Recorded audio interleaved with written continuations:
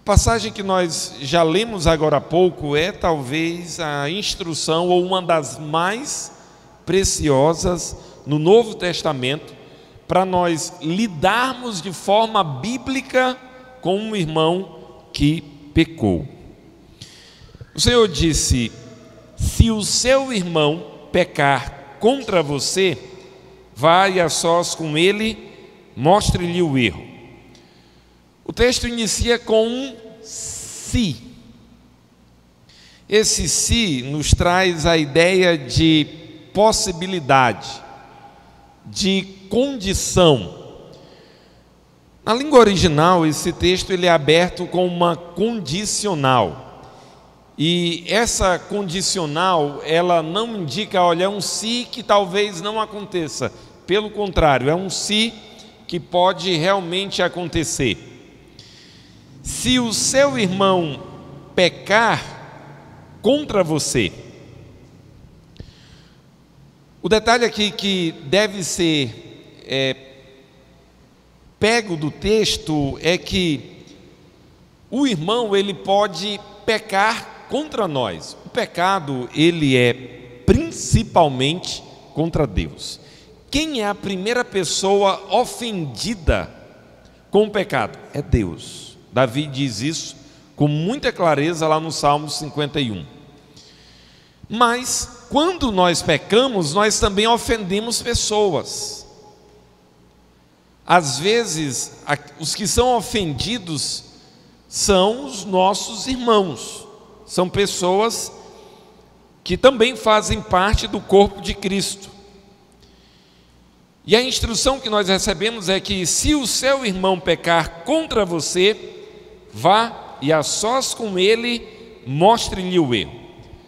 Algumas orientações aqui extremamente práticas. A primeira delas, vá.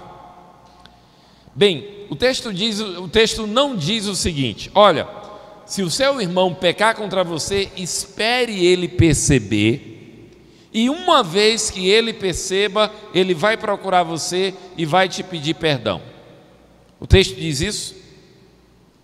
Não. Certo? Na prática, nós queremos ler isso no texto.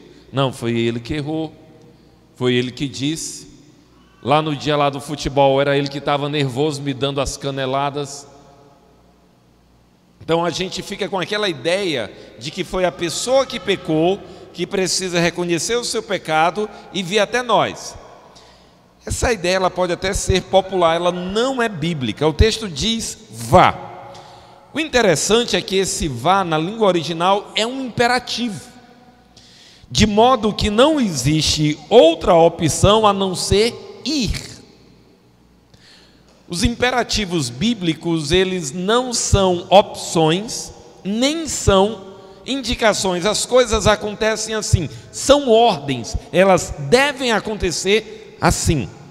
Então, o texto bíblico diz: se o seu irmão pecar contra você, e ainda poderia ser traduzido da seguinte maneira: quando o seu irmão pecar contra você, vá e a sós com ele. Uma parte desse texto, ou uma orientação que nos é muito preciosa, é que nós recebemos uma espécie de processo de reconciliação. O primeiro passo nesse processo, o primeiro degrau nessa escada, é procurar esse irmão a sós. Vá e a sós com ele. Vá e a sós com ele não quer dizer que você, antes de falar com ele, tem que ter falado com a torcida do Corinthians primeiro. Estou falando da torcida do Corinthians, é a maior torcida do Brasil.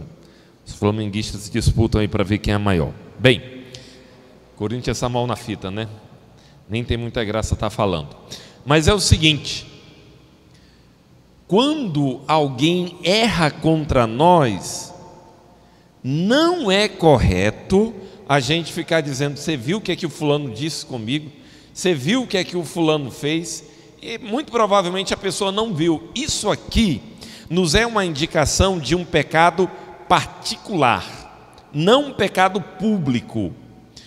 Algo que nós precisamos entender, irmãos, é que existe um modo de tratar pecados particulares e a Escritura nos orienta de uma outra forma para tratarmos pecados públicos. Por exemplo, lá em 1 de Paulo aos Coríntios, capítulo 5, lá tem o caso de alguém que está tendo relações sexuais com a madrasta. O pai saía para trabalhar e ele estava tendo relações sexuais com a madrasta, não é com a mãe. E Paulo fica sabendo disso e os coríntios não estavam tomando providência e Paulo não orienta que esse tipo de processo aqui seja feito. Paulo diz que a igreja deveria tomar uma providência. Não tem esse negócio de, olha, vai lá, confronta ele, se ele não reconhecer, leva 2 testemunhas. Não, Paulo disse, ele deve ser, tal pessoa deve ser excluída da igreja pelo modo como tem se comportado. Ali o pecado é tão extravagante, é tão contrário a tudo aquilo que é ser cristão, é tão envergonhador para o cristianismo, que não existem estágios, não existe um processo. Paulo diz que tal pessoa deve ser excluída.